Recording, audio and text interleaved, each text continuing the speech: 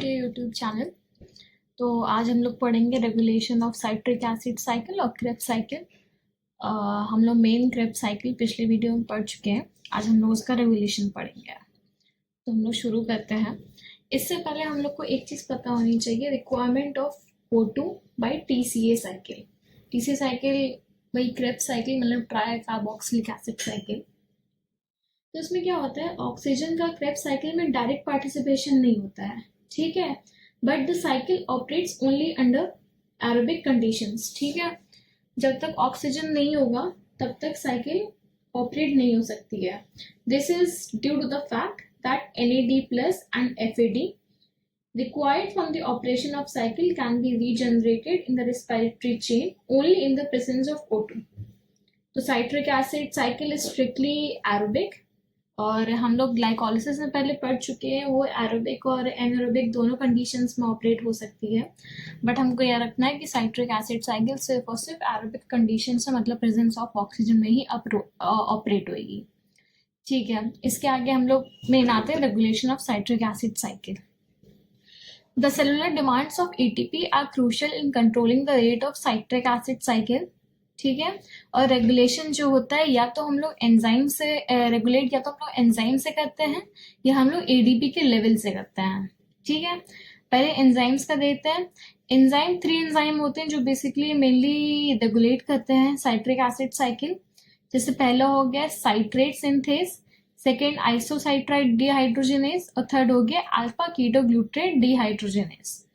ठीक है, citrate synthase क्या होता है, वो रिस्पॉन्सिबल होता है, जो हम लोग का फर्स्ट स्टेप होता है जिसमें एसिटाइल कोए जब ऑक्सलो एसिटेट से कंबाइन होके साइट्रेट बनाता है, साइट्रेट सिंथेस उसके लिए रिस्पॉन्सिबल होता है, उसके रेट ऑफ रिएक्शन के लिए रिस्पॉन्सिबल होता है। सो हम लोग को याद रखना है, citrate synthase is inhibited by ATP, NADH, acetyl CoA and succinyl CoA. It is inhibited by high concentration of ATP, acetyl CoA and NADH, which indicates an already high level of energy supply. ठीक है, ये हम लोग को already indicate करता है energy supply जो होती है बहुत हाई होती है। ठीक है, जो ATP हम लोग को वर्क करता है वो as a allosteric activator work करता है, और ATP हम लोग का ADP से ही बनता है। तो जो हम लोग का रेट ऑफ साइकिल, जब ATP का लेवल जब बहुत हाई होता है तो इसकी वजह से हम लोग का जो रेट ऑफ साइकिल होता है वो कम हो जाता है। ठीक है, तो हम लोग को मेन याद रखना है साइट्रेट सिंथेस किससे किससे इनहिबिट होता है, ATP से, NADH से, एसिटाइल कोए से और सक्सिनाइल कोए से। ATP से इसलिए होता है क्योंकि ADP works as an allosteric activator, और ATP जो होता है वो ADP से ही फॉर्म होता है। ठीक है, सेकेंड हम लोग का कौन सा एंजाइम था, आइसोसाइट्रेट डिहाइड्रोजनेस। ठीक है, it is activated by ADP जैसे पहले भी स्टेप में था, and inhibited by ATP and NADH। तो इसमें ये याद रखना है कि इसमें इनहिबिट किससे होगा, ATP और NADH से, और एक्टिवेट हम लोग का होगा ATP से। ये मेन ध्यान रखना है।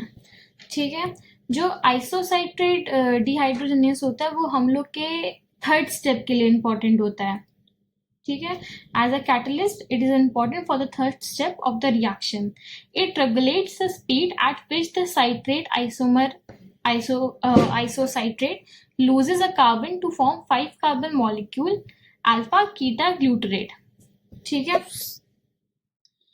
ये हम लोग का वो उस स्टेप की स्पीड रेगुलेट करता है जिसमें जो साइट्रेट आइसोमर आइसोसाइट्राइट था वो कार्बन लूज करके हम लोग का 5 कार्बन मॉलिक्यूल बनाता है अल्फा कीटा ग्लूटरेट।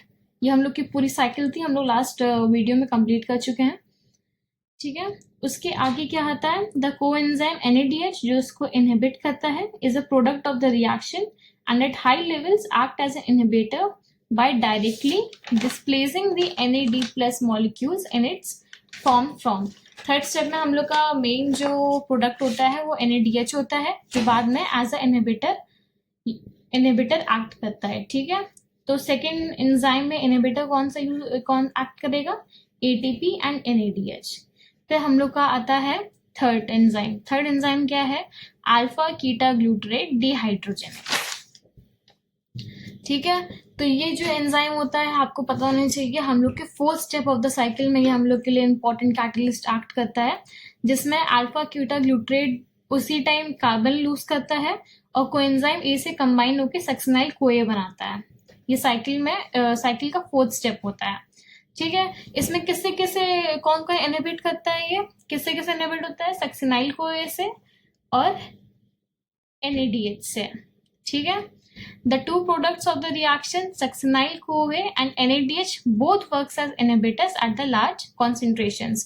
जब जब large concentration होगा तब तक succinyl CoA और NADH as a inhibitor work करेंगे। ठीक है, ये हम लोग के मेन 3 एंजाइम्स होते हैं जो हम लोग की साइट्रिक एसिड साइकिल को रेगुलेट करते हैं। जो एक फर्स्ट हो गया हम लोग का साइट्रेट सिंथेस, जो हम लोग का फर्स्ट स्टेप ऑपरेट करता है। सेकंड हो गया आइसोसाइट्राइल डिहाइड्रोजनेज, जो हम लोग का थर्ड स्टेप करता है। थर्ड हो गया अल्फा कीटा ग्लूटरेट डिहाइड्रोजनेज, जो हम लोग का फोर्थ स्टेप रेगुलेट करता है। ये हम लोग का मेन रेगुलेशन हो गया।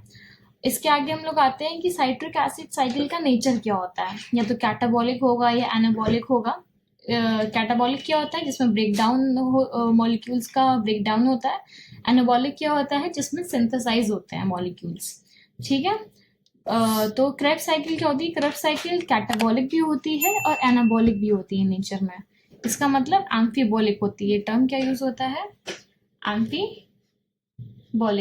इसमें जो कॉम्प्लेक्स मॉलिक्यूल्स होते हैं वो ब्रेक डाउन भी होते हैं और वो सिंथेसाइज भी होते हैं, इसलिए वो एम्फीबॉलिक इसको टर्म दिया गया है। ठीक है, अब हम लोग आते हैं most important synthetic reactions connected with TCA cycle are given. Synthetic मतलब एनाबॉलिक, जहां हम लोग का सिंथेसाइज हो रहा है मॉलिक्यूल्स। ठीक है, ऑक्जेलो, ये सब आपको पता होना चाहिए कि कौन कौन सी रिएक्शंस मेन बाद में क्या क्या फॉर्म करने के काम आते हैं। ठीक है, oxaloacetate and keto glutarate serve as precursor. Precursors क्या होते हैं?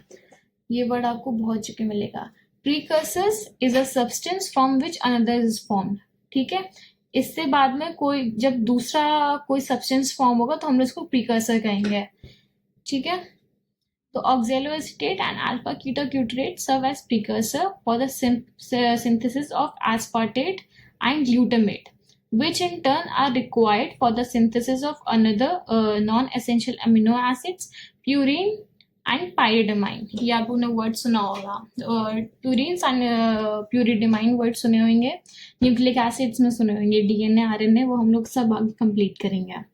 ठीक है, सेकेंड है सक्सिनाइल कोए। It is used for the synthesis of porphyrins and heme. Third आएगा mitochondrial citrate is transported to the cytosol where it is cleaved to produce acetyl CoA for biosynthesis of fatty acids and sterols.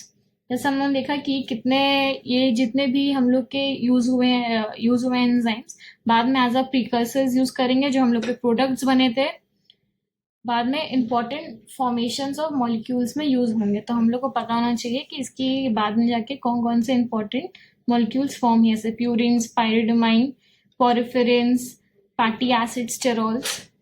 तो ये हम लोग की anabolic reactions थी जो TCA cycle से connected थी और आगे हम लोग के काफ़ी काम आएंगे ये सारे। तो दिस वॉज इट। हम लोग अब नेक्स्ट वीडियो में मिलेंगे। Thank you and don't forget to subscribe.